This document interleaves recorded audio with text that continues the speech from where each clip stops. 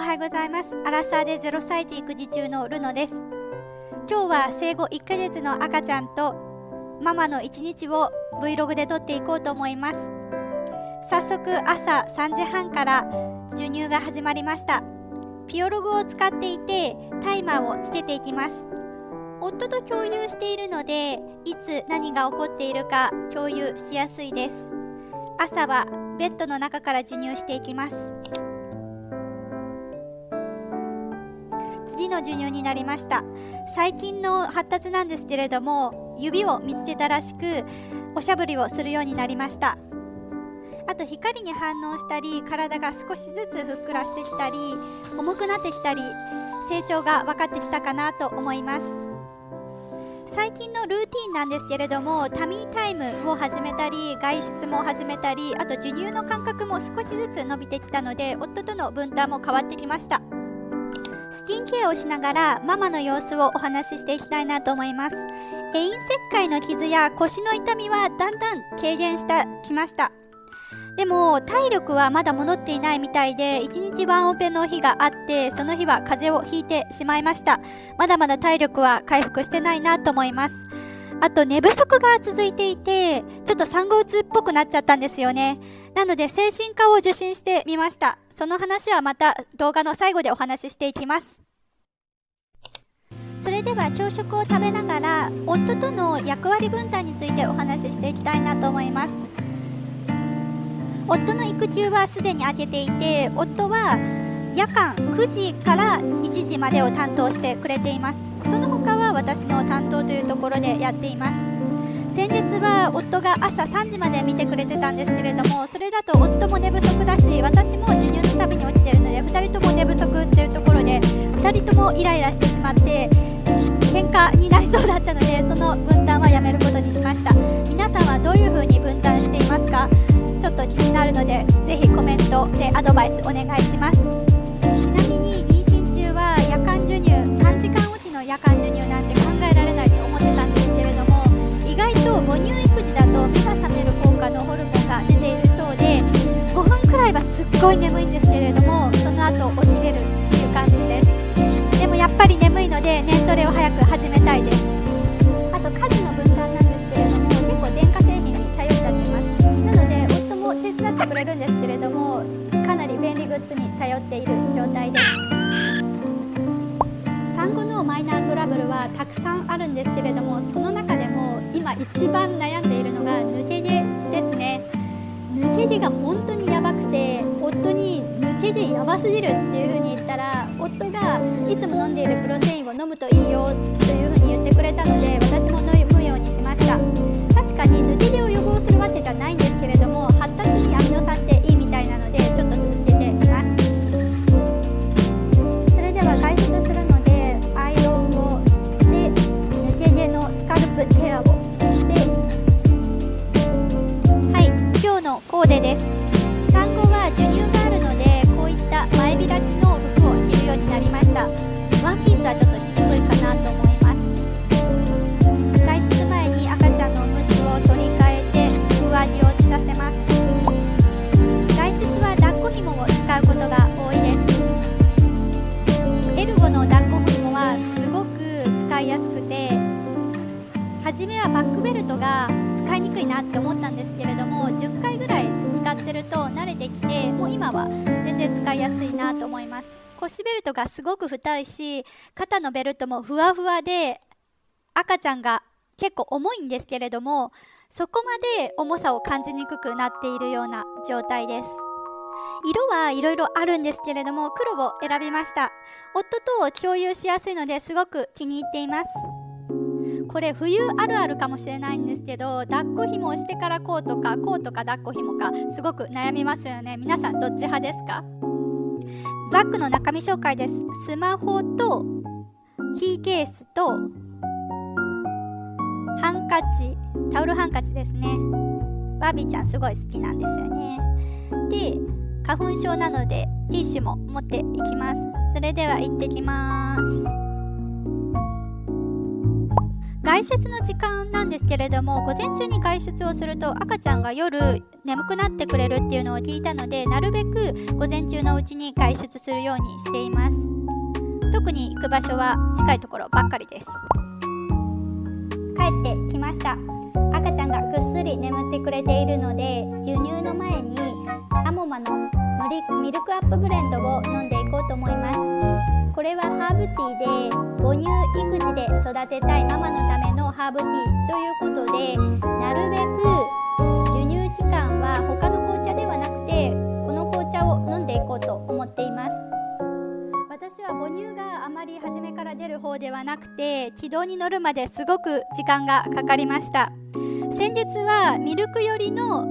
混合だったんですけれども、今はほぼ母乳寄りの混合の育児になっています。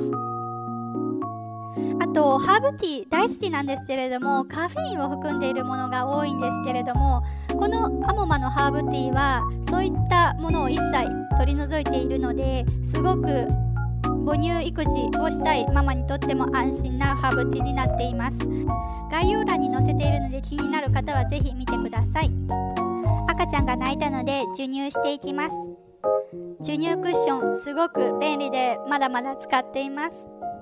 今すごく気になるのは、授乳中って皆さん何してますか？いつも YouTube で私は久子さんとか星耳さんをよく見てるんですけれども、皆さん何してるか気になります。ぜひコメント欄で教えてください。それでは今日はタミータイムをやっていきたいと思います。欧米で取り入れられているうつ伏せにする運動です。これをすることによって SIDS を防いだり、背中の筋肉をつけるので寝返りの練習になったりします。タミータイムはこのようなハイコントラストの絵本を使っていきます。しましまぐるぐるとかも有名だと思います。赤ちゃんの気を引きながら背中をうっと上げるような練習をしていきたいと思います。練習の場所はこういったヨガマットの上にガーゼやおくるみを引いています。ベッドの上はちょっと柔らかすぎるのでやめた方がいいそうです。赤ちゃんにとって床が痛くない程度にふわふわにもしておきます。絵本をこのように立ててあげて、準備が完了です。赤ちゃんをうつ伏せの状態に補助しながらやります。絶対に赤ちゃんから離れないようにしてあげてください。時間は今はだいたい10秒ぐらいを1分間やっています。初めて首を上げられた時は結構感動しました。そ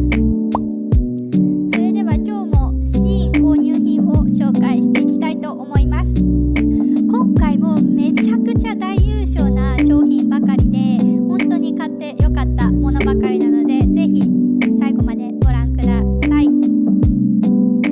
まずはじめは花を買いました。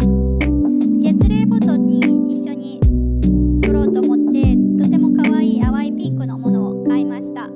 使い勝手がいいなと思います。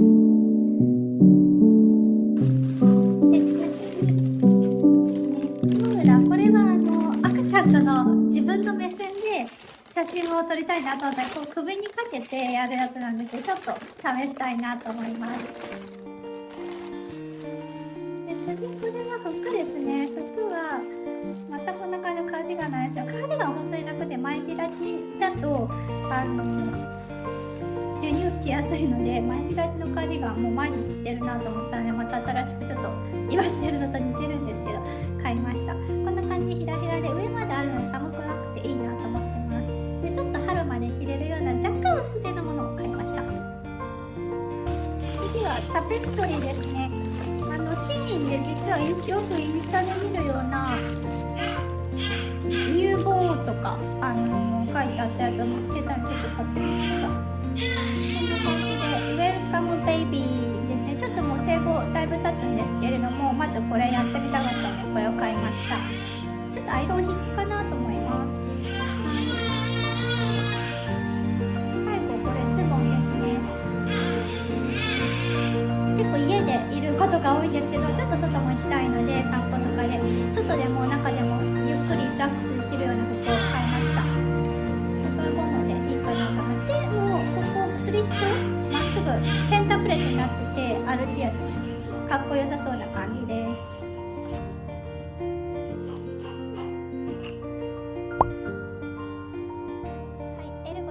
紐に入れて寝かしつけをしていきたいと思います。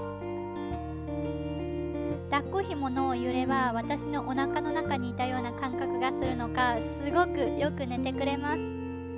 なのでいつも寝る前にぐずった時も結構抱っこ紐を使っています。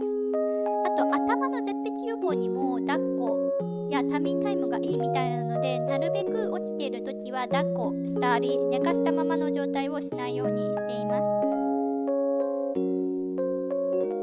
動画の初めに言った精神科受診なんですけれども、寝不足が原因で産後ママは結構メンタルが5人に1人ぐらいは鬱っぽくなるみたいなんですよね。だから全然恥ずかしいことではないなと思いますし、実際私が OL していた時も職場に産後すぐ復帰してきた方がいたんですね。その方もはっきり私は産後うつなので昼休みは1時間しっかり休みたいですと言っている方もいました。そういった経験もあるので、産後のうつに対して私は精神科を受診したり、予防であったり、あとビタミン D を取ったり日光浴をしたりしてもいいのかなと思います。でも私は母乳育児をしているので薬を使えないので、対処法としては夫と協力して睡眠時間を確保できたらいいなと思います。今日は夫が出張でワンオペの日だったんですけれども、やっぱりワンオペって大変ですよね。まだ育児は始まったばかりですが、夫と協力しながら育児していければなと思います。それでは今日もご覧いただきありがとうございました。それではまた次の動画で会いましょう。よかったらいいねボタンとサブスクライブ登録よろしくお願いします。それではじゃあねー。